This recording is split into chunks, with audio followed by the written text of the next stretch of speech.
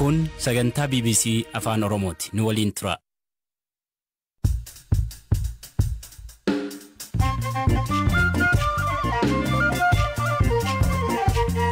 Akka moltan dhaggeeffattoota keenya sagantaan keenya as magaalaa Naayiroobii irraa darbu eegale humnoonni TPLF naannoo Amaaraatti namoota nagaa hedduu jumlaan ajjeesaniiru jedhe dhaabbanni mirga namoomaaf falmu Human Rights Watch.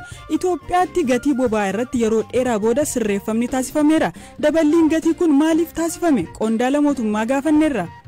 የዓለም ነዳጅ ዋጋ በጣም ከፍተኛ ዋጋ ጨምሯል። አንደኛ ምክንያት ይሄ ነው።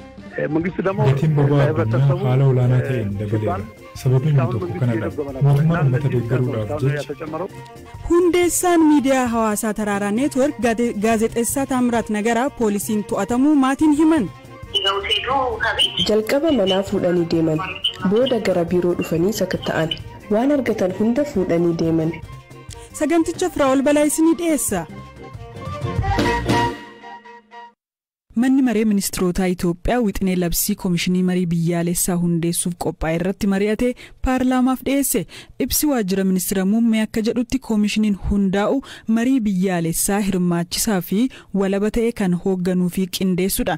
Filannoo biyyaalessaa marsaa jaaffaa irratti wantoota mootummaan waadaa gale keessaa tokko marii biyyaalessaa hirmaachisaa ta'edha kan jedhe ibsichi waliigaltee biyyaalessaa fi dhimma biyyaa irratti ejjennoo waloo uumuuf mariin akka godhamu mariin biyyaalessaa hunda hirmaachisaa fi kallattii egeree biyyatti akeeku akka godhamu paartileen siyaasaa mormituu irra deddeebiin waamicha godhaa turan. Marii akkanaa gochuuf qaamni walabaa fi fudhatama qabu jiraachuu waan qabuuf koomishinii kana hundeessuun barbaachisee jedhe ibsichi. Mariin biyyaalessaa koomishinii haaraa hundaa'uun godhamuuf adeemu kun eenyu akka hirmaachisu wanti beekameen jiru.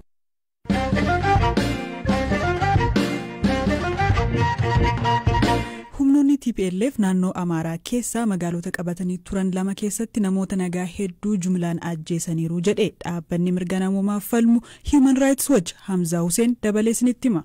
Human Rights Watch gabaasa baaseen ajjechaan kun kan raawwate magaalota Kaaba Gondar aanaa Addaabat ganda xiqqaa Ciinaa jedhamtuu fi magaalaa Qobboo keessatti hagayya 31 haga fulbaana 9 bara 2021 yeroo humnoonni TPLF qabatanii turan keessatti ta'uu ibse. Hagayya 31 humnoonni TPLF ganda Ciinaa jedhamtu galuun humnoota waraanaa mootummaa federaalaa fi milishaa Amaaraa waliin waraana hamaa geggeessuu ka'eeree dhaabbati kun humnoonni TPLF hanga gandicha fulbaana 4 gadhiisanii bahanitti bakkeewwan adda addaa 15tti namoota nagaa 26 ajjeesuu jiraattota irraa iyyaafadheera jedhe. Jiraattonni ganda Ciinaa dararaasuu kanneessaa guyyaa sana irra ga'e akkanaan BBCtti himaniiru. አዎ እንግዲህ እዚህ ተከስተው ያው እነሱ እዚህ አካባቢ ላይ ከቦዛ ተነስተው መጥተው ጭናገሩ ufaniin weeraranii iddoo qonnaan bultoonni jiran irratti dhukaasa banan nama hedduu jumlaan fixan qonnaan bultoota keessaa jaarsolii dubartoota daa'imman hunda fixan daa'imman rasaasaan rukutamanii lafa gangalatan fa'aa argaa turre hammeenyi ture haga kana ያገኘነው ህፃናት አዛውንት አለ እናቶች አሉ ያለው ችግርና ያለው ጭካኔ እስከዚህ ድረስ ነው። Akkasumas magaalaa Qobboo keessatti fulbaana 9 bakkeewwan 4tti TPLF namoota nagaa 23 ajjeesuu isaanii hime Human Rights Watch. Ajjechaan kunis haleellaa qonnaan bultootaan guyyaa san dursuun humnoota TPLF irra gahee ture haaloo bahachuuf akka ta'e namoota ijaan argan irraa odeeffadhe jedhe. Jiraataan magaalaa Qobboo BBC'n dubbise guyyaa sana reeffa hedduu akka awwaalan hima. እንግዲህ የኔ ያህል ሰው ለደህማ አልችልም ሰው በኔ ቀበርነው አንድ ጉልበር 3 ሰው 4 ሰው ነው የቀበርነው ነበር nama haga kanaatu dhume jedhee lakkoobsaan himuu hin danda'u reeffa hedduu awwaalle guyyuu reeffa 3-4 awwaalaa turre manneen amantaa Qobboo jiran hunda keessatti reeffa namoota hedduu awwaalaa turre bataskana tokkotti iyyuu hanga reeffa 50 ta'u awwaalleerra. Dhaabbata Human Rights Watch'tti daayirektarri yeroo balaa fi walitti bu'iinsaa lamaafaa humnootni TPLF namoota to'annoo isaanii jala jiran ajjeesaniiru lubbuu dhala namaa fi seera waraanaas homaatti lakkoofne jedhan. Ajjechaan kunii fi haleellaan waraanichaan qaama hundaanuu dhaqqabe Itoophiyaa naannoo Tigraay fi Amaaraa keessatti yakka waraanaa raawwatamu qorachuun akka barbaachisu agarsiisas jedhan. TPLF amma dura ajjechaa jedhame kana raawwachuu waakkate qorannoon walabaa akka godhamuuf waamicha dhiyeessee ture. Ji'a fulbaanaa fonkoloolessaa keessaa Human Rights Watch fageenyarra taa'uun namoota 36 yeroo ajjechaan kun raawwate ijaan argineerra jedhanii fi maatii miidhamtootaa dubbisee ragaa argadhe jedhe. Ciinaa fi Qobboo keessatti namoonni nagaan 49 ajjeefamuu iyyafachuun maqaa namoota ajjeefaman 44 namoota gaafadheerraa argadheera jedhe. dhaabbanni kun humnoonni TPLF ofumaan namoota nagaa ajjeesuu qofa osoo hin taane mooraa jiraattotaa keessa dahoo godhachuun humnoota mootummaa federaalaatti dhukaasaa akka turan jiraattota irraa dhagahuu himeera.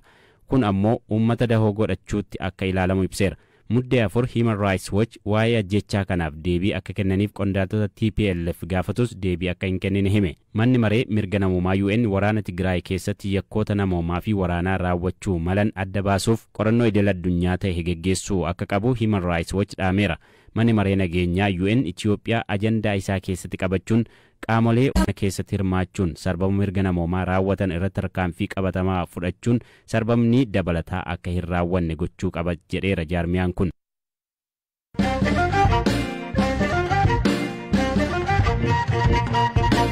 hundeessaa fi qopheessaan sagantaa miidiyaa hawaasaa Taraaraa Neetwork gaazexeessaa Taamiraat Nagaraa mana jireenyaa isaatii poolisiin qabamu waayillansaa fi maatiinsaa BBC'tti himan. Gaazexeessaan duraanii Addis Nagarii fi jireenya baqaa booda biyyatti deebi'ee waltajjii miidiyaa hawaasaa Taraaraa Neetwork jedhamu hundeessee sagantaalee adda addaa qopheessu. Gaazexeessaa Taamiraat Nagaraa qaamolee nageenyaa mootummaan to'annoo jala oolu haati warraasaa Salaam Balaay BBC'tti himteetti. Taamiraat jimaata gara waareetti mana jireenyaa isaa sababni qabamee fi osoo hin ibsamin gaaffiif akka barbaadamu qofa himamee qaamolee nageenyaan magaalaa Finfinnee mana hidhaa 3ffaa poolis xaabiyaa geeffamu waayillan isaa mirkaneessaniiru. Aadde Salaam qaamoleen nageenyaa gara mana isaanii dhaqan namoota uffata siviilii uffatanii fi miseensota poolisii federaalaa hidhannoo qaban ta'uu fi boodas gara bakka hojii isaa deemuu dubbatteetti. ከዛ ደግሞ መርማሪዎች ምናምን ጨምረው ወደ ቢሮ ተመልሰው መጡ። ከዛ ቢሮ ተመልሰው መጥተው jalqaba manaa fuudhanii deeman booda gara biiroo dhufanii sakatta'an meeshaalee sagalee waraaban flaashii miimoorii hard disk laaptooppii hunda walitti qabanii fudhatan ammas deebi'anii mana dhufan manatti erga deebi'an yeroo lammaffaaf bakka tokko osoo hin hambisiin sakatta'an waan argatan hunda fuudhanii deeman dhumarrattis uffata kennaafi jedhanii fuudhanii deeman. Abukaatoo finnee akka dhiyaannu sababa itti hidhamu nutti himaa jennaan isa qorannoo fi gaafii booda beekna jedhan amma homaa wanti isinitti himnu hin jiru gaafiif isa barbaanna jedhanii deeman.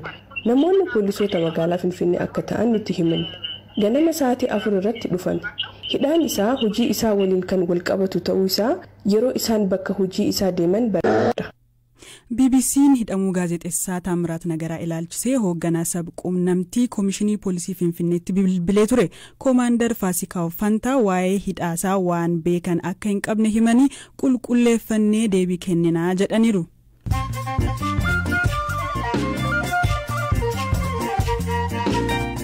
Dhaggeeffattoota keenya odeessaalee gaggabaabootan darba. Lammiilee Itoophiyaa 3 fi kan Eertiraa 102 dabalatee godaantonni 176 Laayibeeriyaa irraa gara Ruwaandaatti dabarfaman. Godaantonni Liibiyaadhaa biyyoota birootti dabarfamuun kun marsaa 7ffaadha. Koreen Noobeelii Noorweey bara 2021 badhaasa Noobeelii nagaa gaazexeessituu lammii Filippins Maariyaa Riisaa fi gaazexeessaa Raashaa Dimitrii Muuraatoviif kenne. Badhaasichi mirga bilisummaan of ibsuuf kabachiisuuf hiree qabaniif kenname. Manni murtii UK hundeessaan Wikileaks Julian Assange US'f dabarfamee akka kennamu murteesse. Kana dura Ameerikaaf dabarfamee yoo kenname qabinsa irraan kan ka'e lubbuu ofii baasuu danda'a jechuun akka hin kennamne murteessee ture. Namni kun marsariitii isaa Wikileaks fayyadamuun bara 2010 fi 2011 ragaalee icciitii mootummaa US gurguddoo miliqsee baasuun mootummaa US'n akkaan barbaadama. Miseensonni poolisii haaraa Keeniyaa haala namuusa poolisii cabseen viidiyoodhaan yeroo ergaa doorsisaa dabarsan mul'atan lammiilee biyyattii biratti dheekkamsa uumeera. Ergasii poolisiin dhimmicha balaaleffachuun qorannoo nan gaggeessaa jedhee odeessaaleen gaggabaaboo kanuma.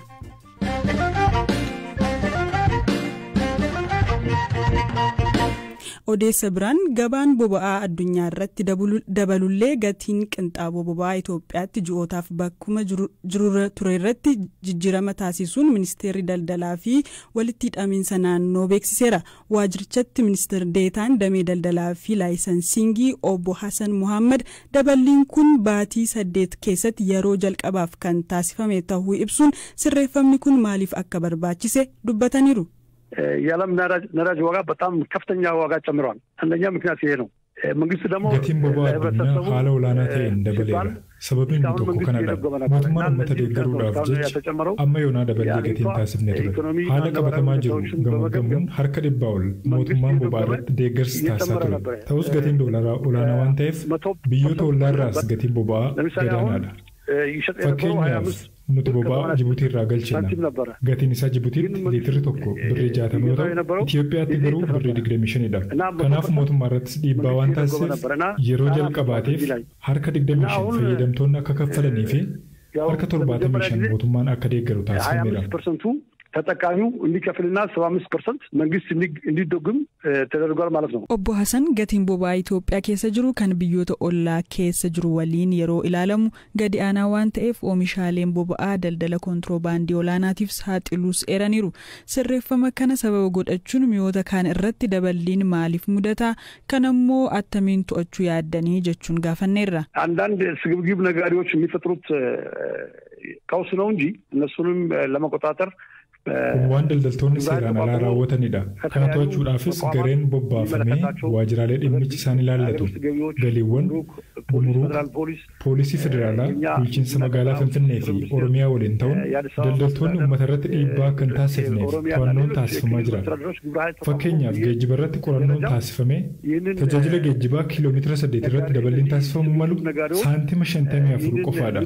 Dhimma olola siyaasaaf miidiyaa hawaasaa irratti yoo fayyadaman malee daballiin boba'aa gabaa meeshaalee bu'uuraa irratti dhiibbaa kallattii hin qabu. ነዳጅ ይህን ያህል ተጽዕኖ የለውም እንትን ላይ ሪል ፖለቲሳይዝ ካልተደረገ በስተቀር።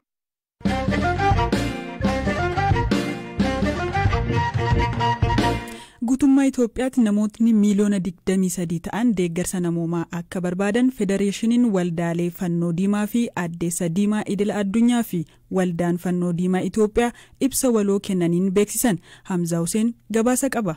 Waraanni kaaba Itoophiyaa waggaa tokko lakkoofsise namoota miiliyoonaan jiruu fi jireenya isaanii diigeera jedhe ibsi jaarmiyaaleen kunneen waliin baasan. Waraanicha irratti dabalataan hongee, hanqina nyaataa, weerara dhukkubaa, hojii dhabdummaa fi buqqaatiin uummataa rakkoo jiru hammeesseeraa jedhan barreessaa olaanaan Waldaa Fannoo Diimaa Itoophiyaa Geetaachoo Xahaa. Ariitiin tarkaanfiin hin fudhatamu yoo ta'e lubbuu namoota miiliyoonaan lakkaa'amuu gaaga'uu danda'a jedhan. Rakkoowwan duraan turan irratti waraanni dabalamee rakkoo namoomaa ture hammeesseera jedhan obbo Geetaachoon. Itoophiyaan durumaanuu biyya jijjiirama qilleensaa, weerara hawaannisaa, hanqina roobaa, weerara koronaa vaayirasii fi danqaalee hawaas dinagdee biroon raafamaa turte yoo taatu kanarratti waraanni yoo dabalamu lakkoofsi namoota gargaarsa fedhanii dabaleera. Hanqinni nyaataa sadarkaa yaaddessaarra gaheera. Gargaarsi namoomaa kaanis akkanuma barbaachisa. Nyaata, bishaan, maallaqa, tajaajila fayyaa, dawoo, meeshaalee bu'uuraa mana keessaa, meeshaalee qulqullinaaf deeggarsi xiinsammuu gargaarsa namoonni miiliyoona 23 ta'an kanneen barbaadan keessaati. Federeeshiniin Waldaalee Fannoo Diimaa fi Addeessa Diimaa Idil Addunyaa gargaarsa kennaa jiru guddisuun gargaarsi yeroo atattamaa labseen dabalataan namoota 600 fi 60 bira gahuuf akka jiru hime. Haa ta'u malee fedhii jiruu fi leecalloon dhaabbatichi qabu ka wal madaalu akka hin taane himeera. Dabalataan Firankii Suwiizii miiliyoona 27 akka barbaadu beekse. UN'tti waajjirri deeggarsa namoomaa qindeessu ibsa baaseen ammallee namoonni hedduun lixa Tigraay, Amaaraa fi Affaar keessaa buqqa'aa jiraachuu hime. Haga yeroo dhihoo to'annoo finciltootaa jala ka turan magaalota akka Shawaroobiitii fi Laallibalaa keessa namoonni 10,000 lakkaa'aman buqqa'uu himeera dhaabbatichi. Namoonni lixa Tigraay irraa buqqa'anis gara godinaalee ollaa Tigraayitti baqachuu himeera. Dhaabbatichi onkoloolessi tokko haga 7 jidduu konkolaattonni gargaarsa namoomaa fe'an 44 Affaariin Tigraay seenuu beekseera. Guyyaatti konkolaattota gargaarsa namoomaa fe'ee Tigraay seenuu qabu 100 waliin yoo madaalamu ka seenaa jiru xiqqaadhas jedheera. Onkoloolessi 25 haga 31 Tigraay keessatti namoota 43,000 deeggarsi godhamuus ibseera. Naannoo Amaaraatti onkoloolessaa as namoota 947 ta'aniif gargaarsi namoomaa kennamuu hime. Naannoo Affaaritti ammoo lakkoofsi namoota gargaarsa namoomaa argatanii 16,000 ta'uu ibseera. Dhaggeeffattoota keenya sagantaa keenya har'aaf qopheessinee xumurree saganticha torban guutuu qopheessuun Hamzaa Hussein kan isinii dhiyeessaa ture immoo Anafraa ol balaayidha. Sanbattan gaarii keessa tura.